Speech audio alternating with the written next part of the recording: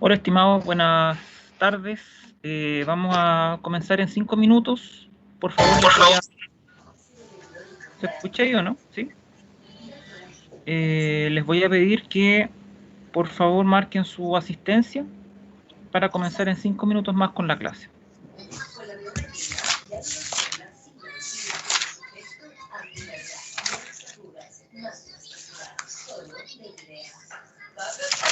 En la recta final, recuerden, después de bailando por un sueño, pobrecese.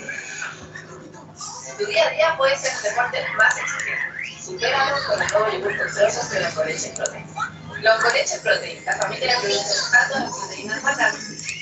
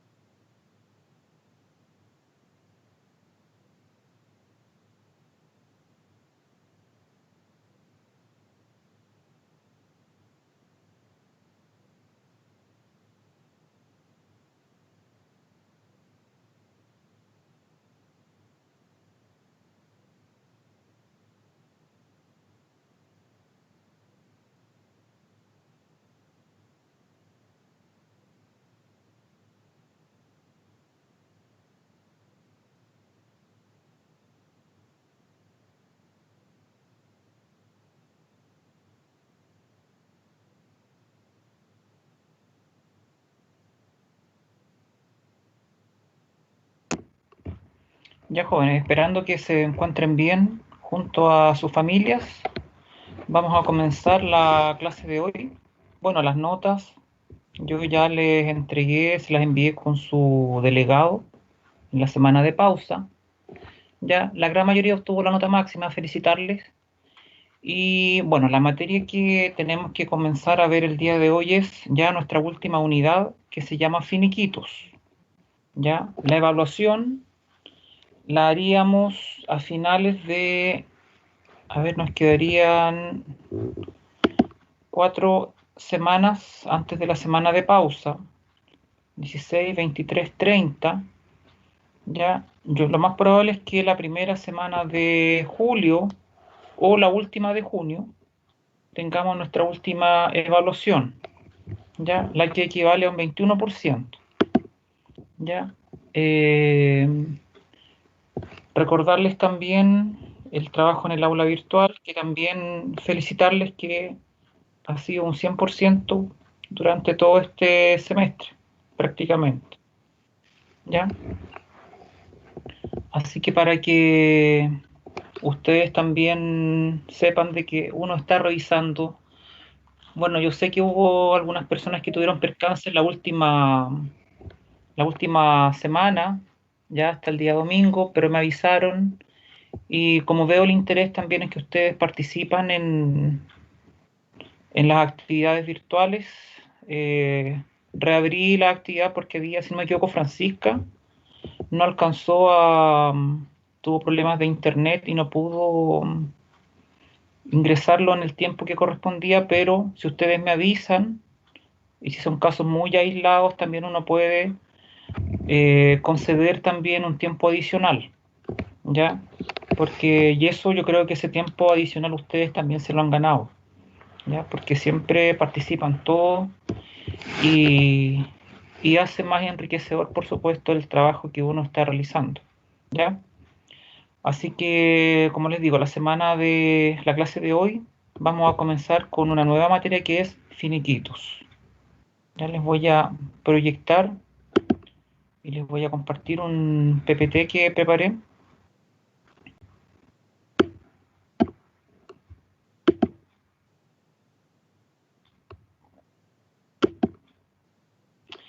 Ya. Lo que corresponde ver el día de hoy es finiquitos, como les decía. Ya.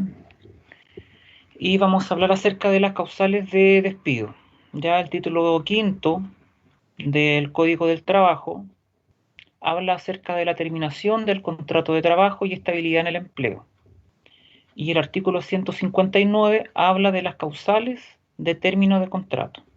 Recordemos que el finiquito es la desvinculación que se le realiza al trabajador de la empresa, ¿ya? La desvinculación del trabajador con respecto a su empresa, a la cual trabajó. Y el contrato de trabajo terminará en los siguientes casos de acuerdo al artículo 159. Primero de ellos es el mutuo acuerdo de las partes, ¿ya? Ahí, en ese caso, mutuo acuerdo de las partes, si empleador y trabajador están de acuerdo a poner término al contrato, el contrato queda expirado. Renuncia del trabajador dando aviso a su empleador con 30 días de anticipación a lo menos, ¿ya? Eso de dar aviso al empleador a veces no se cumple, ¿ya? La idea es que se cumpla, pero normalmente cuando uno deja el trabajo, renuncia al trabajo, normalmente lo hace sin avisar, ¿ya? Pero lo ideal y de acuerdo a la ley es que se dé el aviso para poder ver una persona para el cargo que se está dejando o que se va a dejar. El número 3 y por razones obvias, la muerte del trabajador. También implicaría la terminación del contrato, ¿ya? A lo mejor muchos de ustedes pensarán por qué en la legislación y por qué en este artículo aparece muerte del trabajador como una de las causales de despido o de término de contrato. Porque ha ocurrido en muchas otras, en muchos casos, en muchas empresas, ha ocurrido que en algunas oportunidades se sigue pagando por una mala organización, por un mal manejo de todo lo que es la información de la empresa. Muchas veces hay empresas que tienen una gran cantidad de trabajadores, ya trabajadores que realizan su servicio como equipos de trabajo y a distancia, y hace algún tiempo atrás ocurrió de que la empresa no sabía que uno de sus trabajadores ya no existía, que había fallecido, y seguía pagando la remuneración y seguía pagando todo lo demás.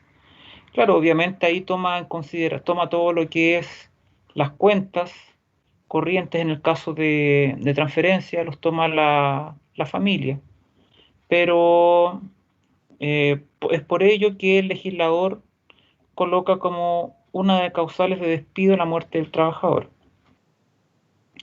El vencimiento del plazo convenido en el contrato, ¿ya? Si, por ejemplo, mi contrato de trabajo dice que va a expirar el día 10 de junio, ¿ya? Significa que ese vencimiento da origen o es una causal de despido o de término de contrato, ¿ya? El número 5, conclusión del trabajo o servicio que dio origen al contrato, ¿ya? Si, por ejemplo, mi contrato fue por faena y yo ya cumplí el trabajo por el cual fui contratado, ¿ya? En el contrato de trabajo o el trabajo en sí ya está expirado porque ya cumplí con la función por la cual fui contratado. Por lo tanto, también sería una causal de despido. Y el número 6, caso fortuito o fuerza mayor. Si, por ejemplo, en una empresa ocurre un siniestro, ocurre un incendio, por ejemplo, ¿ya? Y la empresa no tiene las posibilidades económicas de poder solventar el tener un trabajador contratado, ¿ya? Puede ser también una causal de despido. Bueno, ustedes saben de que con lo que está pasando en la actualidad, que hay muchas empresas que de una u otra forma no han podido operar, no han podido trabajar de manera normal, ¿ya? Hay muchos trabajadores que han sido despedidos o que eh, su contrato ha quedado congelado, ¿ya? No han sido despedidos, pero su contrato ha quedado congelado. ¿A qué me refiero con esto? De que el trabajador ya no acude al lugar de trabajo, ¿ya? Pero no se le está pagando el sueldo, ¿ya? Ha pasado en algunas oportunidades que no se le está pagando el sueldo, por lo tanto no concurre al lugar de trabajo, pero no está siendo finiquitado. O sea, una vez que pase esto, el trabajador debería volver a su lugar de trabajo. Esto de acuerdo a las nuevas normativas que ha establecido el Ministerio del Trabajo, ¿ya? Para nosotros poder calcular todo lo que dice relación con finiquitos, ¿ya? Tenemos que tener en claro qué o en qué consiste, qué son los valores que nosotros estamos cancelando en los finiquitos. Uno de ellos es vacaciones proporcionales, ¿ya? Lo que es vacaciones proporcionales está establecido en el artículo 73 del Código del Trabajo. Ya habla de que si el trabajador ha dejado de pertenecer a la empresa antes de completar el año de servicio, podría percibir o se le podría pagar un equivalente a la remuneración íntegra calculada en forma proporcional al tiempo de su contratación. No tan solo, si bien el artículo 73 hace mención a que si el trabajador no alcanza a completar el año de servicio, que da el derecho a feriado, esto no es tan solo durante el primer año, sino que durante todos los años de permanencia del trabajador en la empresa. Por ejemplo, si un trabajador fue contratado en el año 2017, por ejemplo, y ahí fue finiquitado ahora en el 2020, puede que el trabajador haya tomado sus vacaciones correspondientes al año 2017, 2018 y a lo mejor 2019 no se las tomó. Cuando es finiquitado el trabajador, deberían pagársele el proporcional o lo que corresponda a vacaciones por todo el periodo o por todos los periodos que no se tomó sus vacaciones, ¿ya? O sea, en este caso, en el ejemplo que estamos dando, debería pagárseles vacaciones de 2019 y parte del 2020, ¿ya? Eso lo vamos a ver después con ejemplos prácticos en la próxima clase. Para calcular las vacaciones proporcionales, debo tener en consideración o debo saber la información con respecto a la fecha de inicio y término de su contrato, ¿ya? Tengo que revisar las vacaciones otorgadas. Aquí me refiero con vacaciones otorgadas. Tengo que revisar si el trabajador se ha tomado vacaciones en los periodos anteriores, ¿ya? Y también tengo que considerar tengo que saber y calcular, por supuesto, el promedio de sueldo imponible diario de los últimos 3 meses. Aquí se funciona con un promedio de los últimos 3 meses de la remuneración del trabajador para poder calcular lo que le vamos a cancelar, tomando en consideración las vacaciones proporcionales que debió haberse tomado el trabajador. Aquí está la forma de cálculo. Debo contar los días y o meses entre la fecha de inicio y término de contrato, por supuesto del último periodo, ¿ya? Y todo eso expresarlo en meses. Luego multiplicar los meses de vacaciones proporcionales por 1,25 o por 1,75. Estos dos factores, ¿cuál es la diferencia? Cuando yo calculo vacaciones proporcionales, que después lo vamos a ver con un caso práctico, cuando yo calculo vacaciones proporcionales por 1,25, por el factor 1,25, significa que yo estoy considerando solamente los días hábiles. Por lo tanto, al momento de multiplicar por 1,25, tengo los días hábiles proporcionales y luego de ello tengo que calcular y sumar los días inhábiles proporcionales del periodo de vacaciones que yo estoy calculando, sumarlos. En cambio, si yo multiplico por el factor 1,75, estoy hablando de días corridos. Supongamos que vamos a hacer el siguiente ejercicio. Si nosotros sabemos que después de un año, el trabajador tendría derecho a 15 días hábiles de vacaciones. Si nosotros multiplicamos 12 por los 12 meses del año, ya después de los 12 meses tendría derecho a 15 días hábiles de vacaciones. Si nosotros multiplicamos 12 por 1,25, 12 meses por 1,25, a usted le va a dar como resultado 15, ¿ya? Eso significaría que son 15 días hábiles de vacaciones. A esto tenemos que sumar como mínimo sábados y domingos y festivos. Por lo tanto, en un mes o en un periodo de vacaciones que podríamos decir no hay feriados de por medio, no hay feriados en la semana, estaríamos hablando de que podría tener 21 días de vacaciones corridos. ¿Ya? Si sumamos, por ejemplo, normalmente 15 días equivalen a 3 semanas. Si a esos 15 días le sumamos sábado y domingo de 3 semanas, o sea, sumaríamos 6 días inhábiles, o 6 días feriados, 6 sábados, entre sábado y domingo. Por lo tanto, haría un total de 21 días corridos.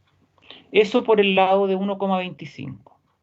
Ahora, si esos mismos 12 meses los multiplicamos por el otro factor, que es 1,75, nos va a dar inmediatamente 21. Significan 21 días de vacaciones corridos.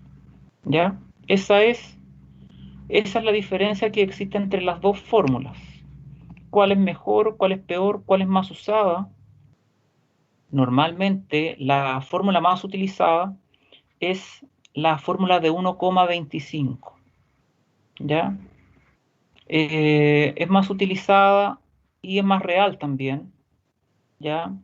Ya que normalmente los días que el trabajador utiliza sus vacaciones son los días hábiles, porque el día inhábil, el día sábado, el día domingo, el día festivo, normalmente es un día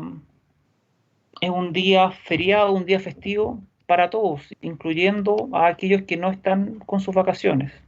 ¿Ya? Entonces, normalmente el 1,25 toma solamente los días hábiles, cuenta solamente los días hábiles. ¿Ya? Luego de esto, debo restar las vacaciones efectivas, o sea, las vacaciones que el trabajador se tomó. ¿Ya? O considerar tener la información de cuánto es lo pendiente que le queda al trabajador con respecto a sus vacaciones. Luego debo calcular el sueldo imponible promedio diario, pero yo no tomo el total imponible. Solamente para efectos de considerar el cálculo de vacaciones proporcionales, yo tomo solamente el sueldo base más las comisiones. ¿Ya? Todos sabemos, y lo hemos visto en muchas oportunidades, que nosotros tenemos como partidas imponibles, tenemos el sueldo base, tenemos las horas extra, tenemos el bono de producción y o comisiones y tenemos la gratificación legal.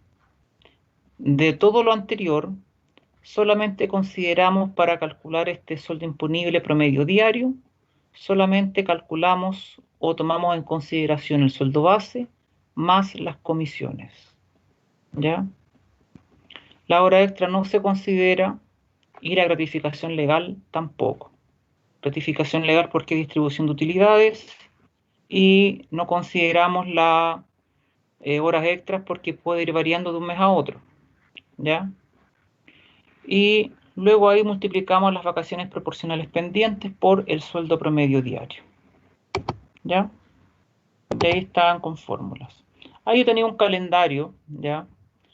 Si por ejemplo nosotros calculamos que un trabajador fue despedido el día 27, lunes 27 de abril del 2015, y supongamos que tiene 10 días, calculado por el factor 1,25, tiene 10 días hábiles, ¿ya?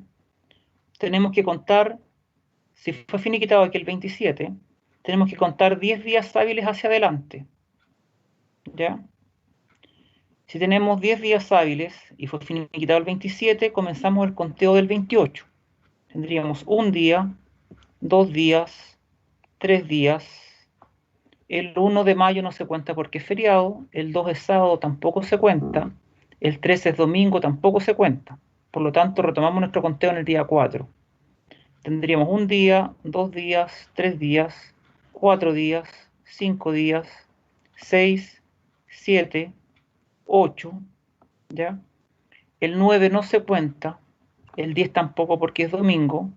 Llevamos 8 días acá, 9 y 10. Por lo tanto, su periodo de vacaciones terminaría, o el conteo del periodo de vacaciones terminaría el día 12. Ahí tenemos los 10 días hábiles. A estos 10 días hábiles le sumamos los días inhábiles, que sería 1, 2, 3, 4 y 5. Por lo tanto, este trabajador tendría 15 días proporcionales. Ya después lo vamos a ver con un caso, pero es más que nada eso, el cálculo de vacaciones proporcionales. Si lo hubiésemos calculado por 1,75, ya si la multiplicación de los días por 1,75 nos da 10 y fue finiquitado el 27, nosotros contamos 10 días corridos. 1, 2, 3, 4, 5, 6, 7, 8, 9 y 10. Terminaría el periodo de conteo de vacaciones y de pago de vacaciones el día 7 de mayo. ¿Ya? Esa es la diferencia.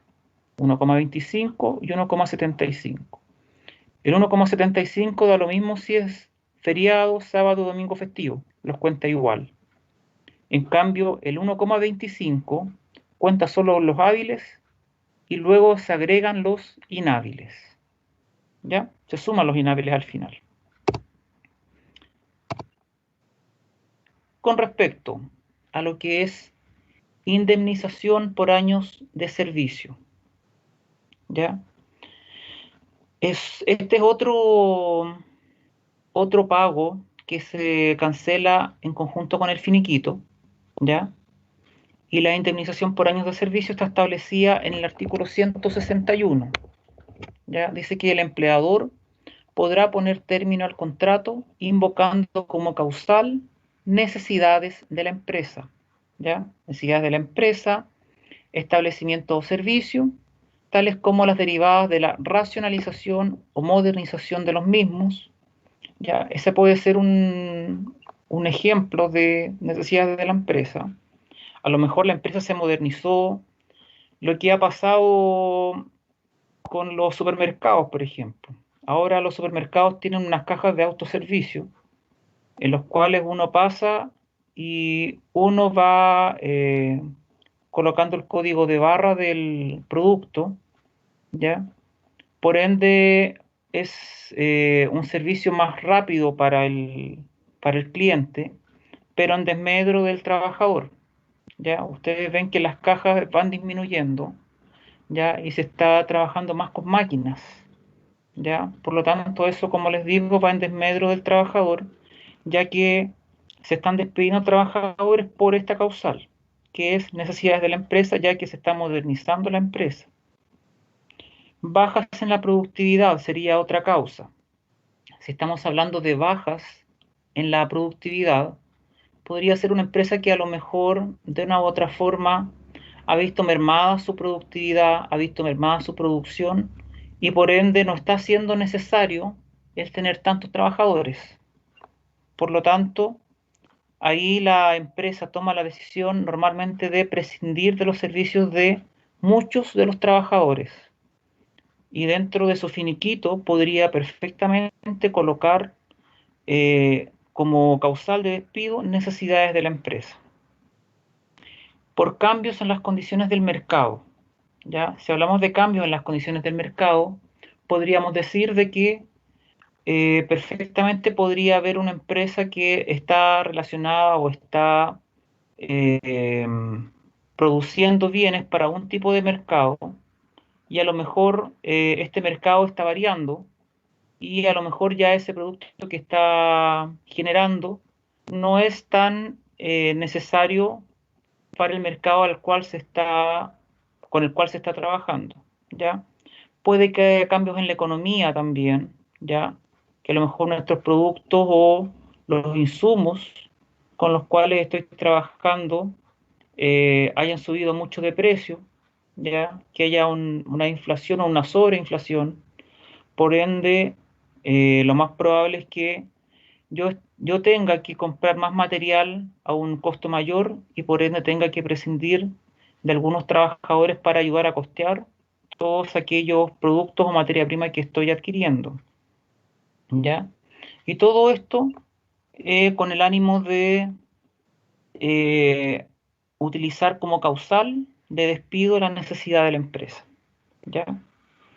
En caso de trabajadores que tengan poder para representar al empleador, como gerentes, subgerentes, agentes o apoderados, siempre que en todos estos casos estén dotados a lo menos de facultades generales de administración, ¿ya? El contrato podrá además terminar por desahucio escrito del empleador, ¿ya? O sea, yo entrego una carta de desahucio eh, el empleador le entrega una carta de desahucio al trabajador. ¿Qué quiere decir esto? Yo le entrego una carta de despido al trabajador, pero con un plazo de 30 días, ¿ya? Normalmente cuando uno trabaja en áreas administrativas, eso se usa más. Yo le entrego una carta, yo como empleador le entrego una carta al trabajador avisándole que lo voy a despedir y que voy a prescindir de sus servicios en 30 días, ¿ya? Cuando hago esto, ya ahorro, por ejemplo, y les voy a explicar un poquito más adelante, es un ahorro para la empresa porque le voy a estar pagando el sueldo por efectivamente el trabajo. Es un riesgo que corre la empresa también, porque a veces el trabajador, cuando se le avisa que va a ser despedido, no trabaja con las mismas ganas e incluso puede generar alguna información errónea para tratar de una u otra forma de hacer sentir su malestar por esta carta de desahucio que recibió y por la posibilidad, bueno, ya posibilidad cierta de ser despedido, ¿ya? Ese es como el riesgo que corre la empresa. Ahora, ¿por qué se sugiere que se entregue la carta de desahucio? Porque si no se entrega y al trabajador se le despide en forma repentina, sin aviso previo, la empresa en este caso debe pagar el mes de desahucio. O sea, el mes de aviso, si yo no le di aviso, tengo que pagarle ese mes. ¿Ya? O sea, tendría que pagar doble prácticamente. ¿Por qué? Porque tendría que pagar el mes que no le avisé al trabajador y además tendría que contratar a otra persona y empezar a pagarle desde ya por el cupo que quedó por el trabajador que fue despedido. ¿Ya? Entonces, ahí el trabajador, perdón, el empleador, tiene que ver en realidad qué es lo que le conviene. Si el empleador, por ejemplo, le conviene entregar la carta de desahucio o si no, pagar el adicional o el correspondiente por el mes de desahucio del cual estamos hablando, ¿ya? Esto dice que rige también para los cargos de empleo de exclusiva confianza del empleador, ¿ya? Y cuyo carácter de tales emane de la naturaleza de los mismos, ¿ya? Más que nada lo que hemos estado hablando, que es producto de algunas tareas, ¿ya? Que requieren también que se les avise con anticipación para dejar de desempeñarlas. ¿Qué es lo que, o cómo se cancela, o cómo se determina la remuneración que vamos a utilizar como base para la indemnización? Primero, se cancela un mes de remuneraciones por año trabajado, ¿ya? Después de un año, aquella fracción que supere los 6 meses, ahí se pagaría el año completo, ¿ya? Me explico. Si, por ejemplo, un trabajador llevaba en la empresa solamente 5 meses y medio, no se le paga indemnización. Si llevaba 7 meses, tampoco se paga indemnización. Pero si llevaba un año y 7 meses, ese un año se cancela y esos 7 meses adicionales se cancelan como un año más. O sea, ahí cancelaríamos 2 años. Si, por ejemplo, nosotros tuviésemos otro caso, otro ejemplo, y tuviésemos un año y 5 meses, como es un año y 5 meses y no un año y más de 6 meses, cancelamos solamente un año. Aquí la clave y lo que hace el corte son los 6 meses, pero después del año trabajado. Si trabajamos 2 años, 6 meses y un día, o 2 años y 6 meses, pagamos 3 años. ¿Ya? 2 años, 5 meses son 2 años. ¿Ya? Esa es como la forma de calcular y determinar la indemnización. Aparte, bueno, ahí tenemos el punto 1. El punto 2, se cancela un mes de remuneraciones por no dar aviso previo. ¿Ya? Y ahí estamos hablando del mes de desahucio que lo conversamos recién. Si yo no aviso al trabajador que lo voy a despedir, yo le tengo que cancelar un mes de remuneraciones. Ahora, ¿qué es lo que nosotros consideramos para calcular la remuneración? Calculamos la remuneración haber del trabajador menos las horas extra menos los bonos ocasionales. ¿A qué nos referimos con bonos ocasionales? Yo delante conversábamos de que era un promedio de los últimos 3 meses.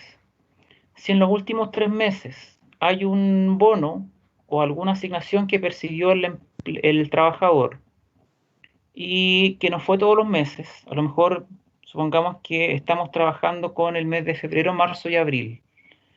Supongamos que este bono lo recibió solamente en abril, sería un bono ocasional y no se considera. Si yo este bono lo percibí en el mes de febrero y abril y no lo percibí en marzo, también es ocasional. Por lo tanto, también se restaría. ¿Ya? Y en el caso, la letra C, en el caso de que el bono o que la asignación sea variable, por ejemplo, en marzo recibí 10.000, en abril recibí 20.000 y en febrero recibí 15.000, ¿ya? Se calcula el promedio de los últimos 3 meses. ¿Ya? O sea, 15, 10 y 20.000, el promedio es 15.000. Eso es lo que yo calculo para la remuneración de la indemnización. ¿Ya? Y también la ley habla acerca de que en el finiquito yo puedo descontar el seguro de cesantía. ¿Ya? Y aquí vamos a leer que el seguro de desempleo está establecido en la ley 19.728 que obliga al trabajador a cotizar en su cuenta individual de cesantía un 0,6% de sus remuneraciones. ¿Ya? Y ustedes se acuerdan que al trabajador se le descontaba un 2,4%, o el empleador en este caso tenía que pagar el 2,4%. Ese 2,4% se divide en dos valores. El 1,6% lo aporta el empleador para la cuenta individual de cesantía del trabajador y el 0,8% restante a un fondo solidario de cesantía de la remuneración del trabajador. ¿Ya? Que esto complementa el aporte mensual que le realiza el Estado. Ahora bien, si hablando de un despido eventual por indemnización por años de servicio, ¿ya? Eh, Esto es por necesidades de la empresa, no se ve afectada, pero sí se imputa a esta indemnización la parte del saldo de la cuenta individual de cesantía, o sea, hay que restar la parte del 1,6% que aportó el empleador, esto se resta en el finiquito, ¿ya? Más su rentabilidad, dice, deducido los costos de administración que correspondan, ¿ya? Por esto el empleador dice que está facultado para descontar de la indemnización por años de servicio o descontar del finiquito, ¿ya? El 1,6% que se ha aportado a la cuenta individual del trabajador. Solamente eso es lo que se resta, ¿ya? Del 2,4% que él aportó, va a restar solamente el 1,6% en el finiquito, en lo que es indemnización, ¿ya? Esto, bueno, aquí se solicita el monto a la administradora de fondos de cesantía para que sea más exacto el valor que nosotros vamos a restar como empleador, ¿ya? Y eso es con respecto a lo que es remuneraciones, ¿ya? ¿Dudas, consultas? A lo que es finiquito, perdón. ¿Alguna duda, consulta?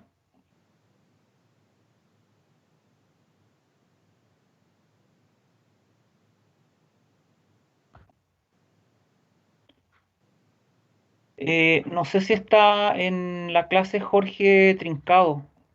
No sé si alguien me puede decir. A ver, vamos a revisar. Porque me había escrito al... Ah, está ya. Ya que me había escrito al... Ya, ahí me escribió.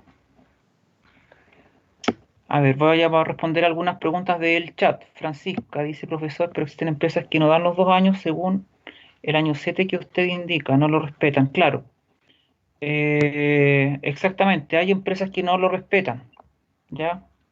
Pero lo legal, lo que aparece estipulado en el contrato en el código del trabajo, perdón, es lo que aparece que yo les mostré, ¿ya? De que a contar del segundo año, o a contar después del primer año, ya podríamos estar en condiciones de, después de los 6 meses, el empezar a entregar el contarlo como un año, después de los 6 meses, ¿ya?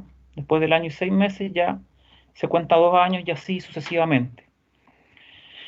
Jorge, a ver, dice, ¿a qué se refiere usted con, Jorge, con respecto a al seguro de cesantía? Me dice, pero ¿es obligación o no? No debe ser opcional según lo que entiendo. Ah, ya, con lo que dice Fran.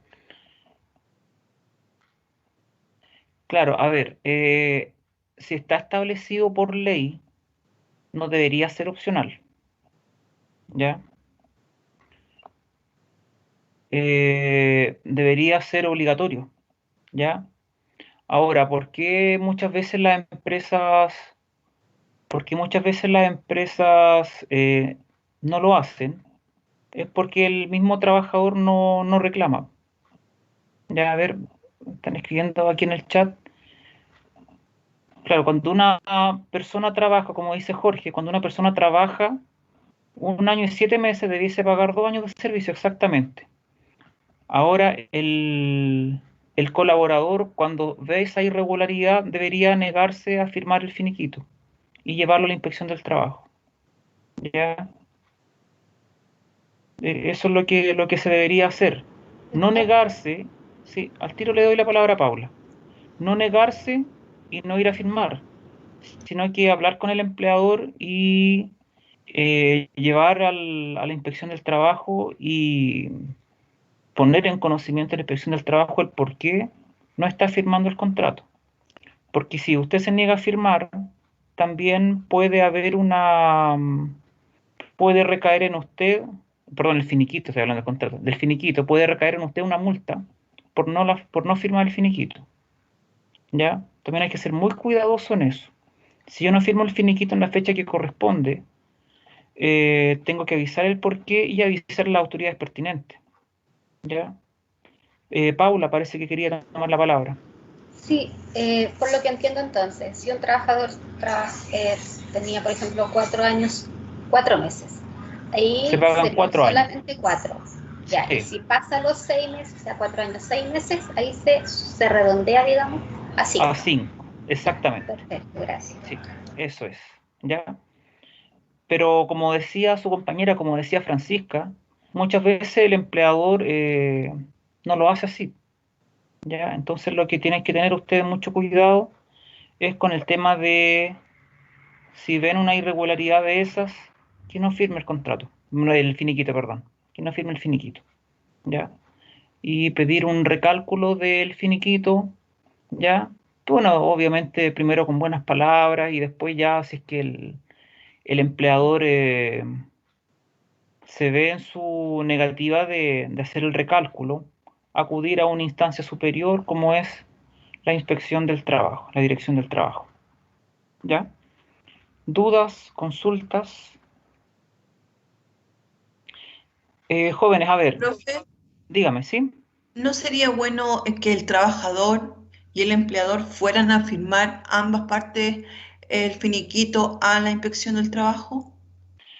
Se está estilando mucho el tema de que vayan a la inspección del trabajo a firmar el finiquito. Pero lo malo es que a veces el mismo empleador cita al trabajador, pero no a la inspección del trabajo, lo cita a la notaría, ¿ya? Entonces muchas veces el trabajador, por desconocimiento, lo que hace es firmar, porque ve a veces el trabajador lo que se fija es en el monto de lo que se le está pagando. Y como ha quedado desempleado, como ha quedado sin trabajo, necesita urgente los dineros para solventar a lo mejor ese mes o esos meses que va a estar sin trabajo. ¿Ya?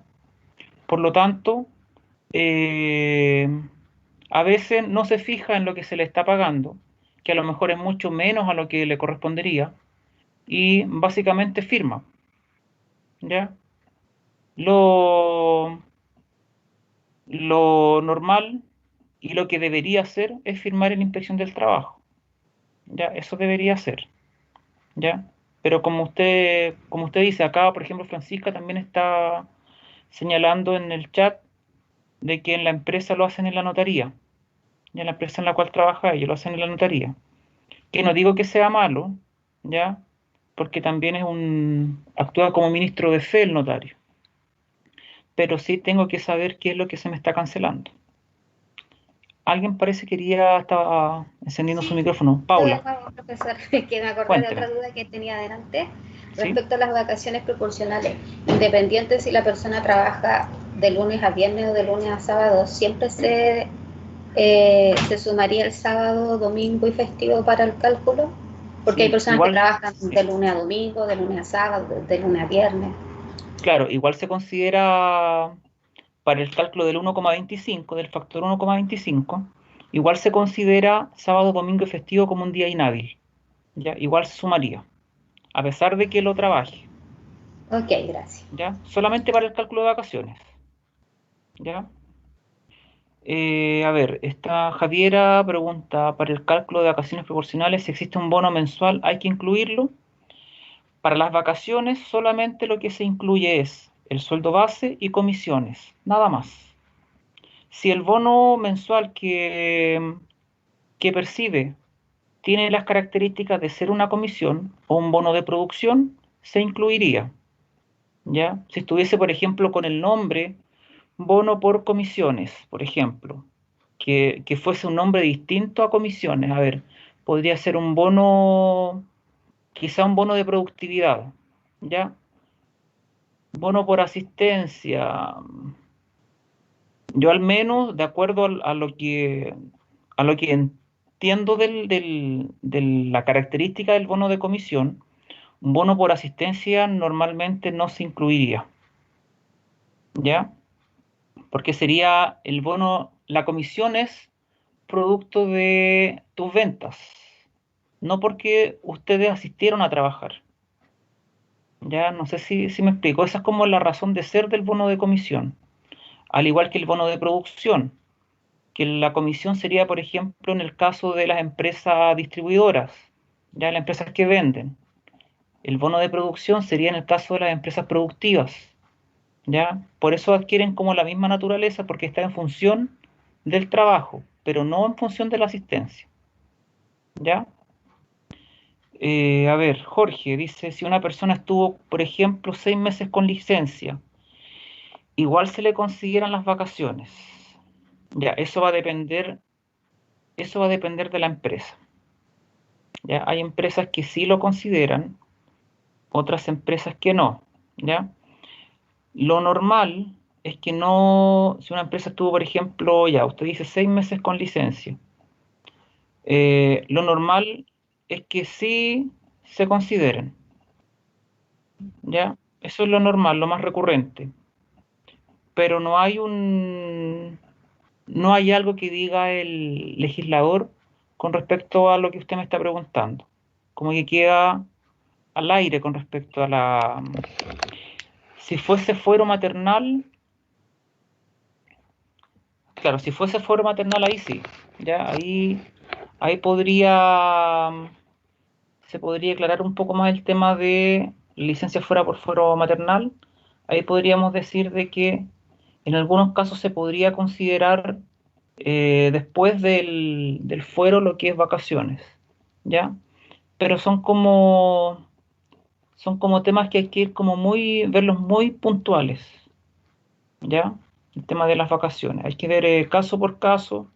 Si es que hubo licencias médicas, la licencia médica si fue realmente aprobada. Ustedes saben de que las licencias ahora ha habido muchos problemas con respecto a las licencias, ¿ya? Entonces hay que ver una serie de factores que influyen en que si al trabajador se le paga o no las vacaciones, ¿ya? Ahora, el fuero maternal también es un caso que se está tratando para el tema del cálculo de las vacaciones y de licencias médicas, ¿ya? Así que yo por el momento la respuesta que le podría dar al fuero maternal es que sí se podría dar vacaciones, ¿ya?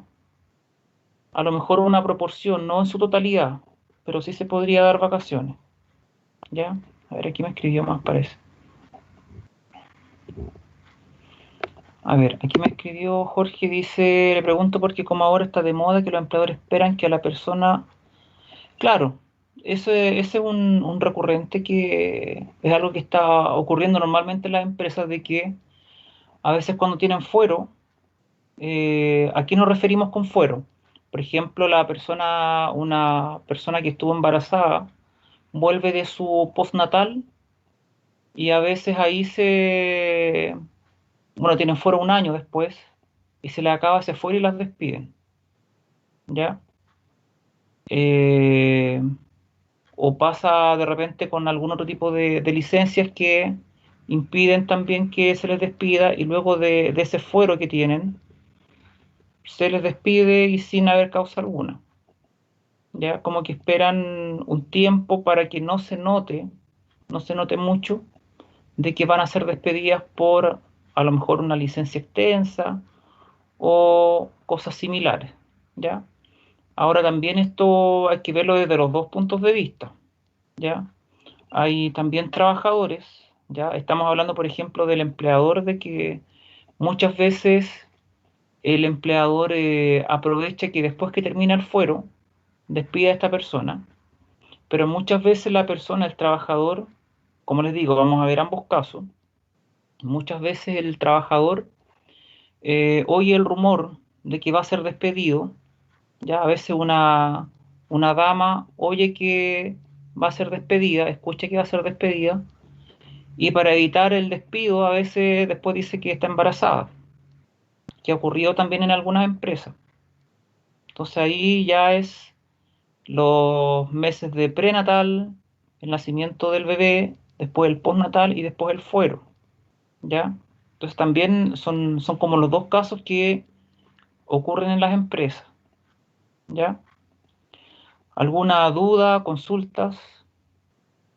Bueno, y ni hablar, por ejemplo, no tan solo con respecto a la persona, a la mujer embarazada, con su pre y postnatal y el fuero, sino que también ocurre mucho en las empresas con las personas que muchas veces saben que van a ser despedidas y presentan licencias, una licencia extensa, ¿ya? Entonces muchas veces en esa licencia, a veces por estrés, por depresión, que son licencias abiertas, como se dice, ya que pueden, de hecho, al trabajador cuando es una licencia abierta, lo que se le pide es que pueda salir a recrearse en algunas oportunidades.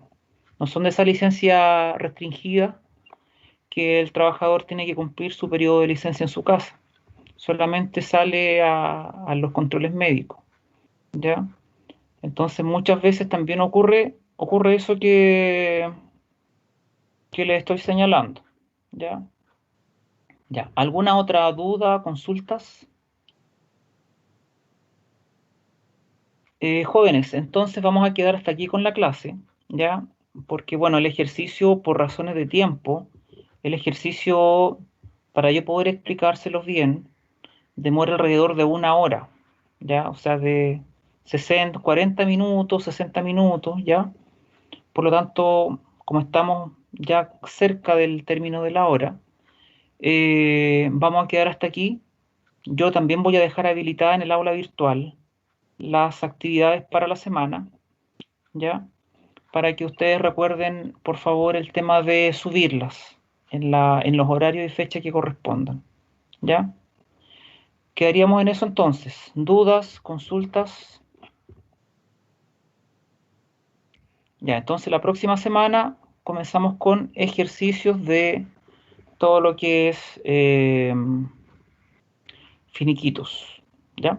Ya, jóvenes, que estén muy bien, cuídense, quedamos hasta acá con la clase.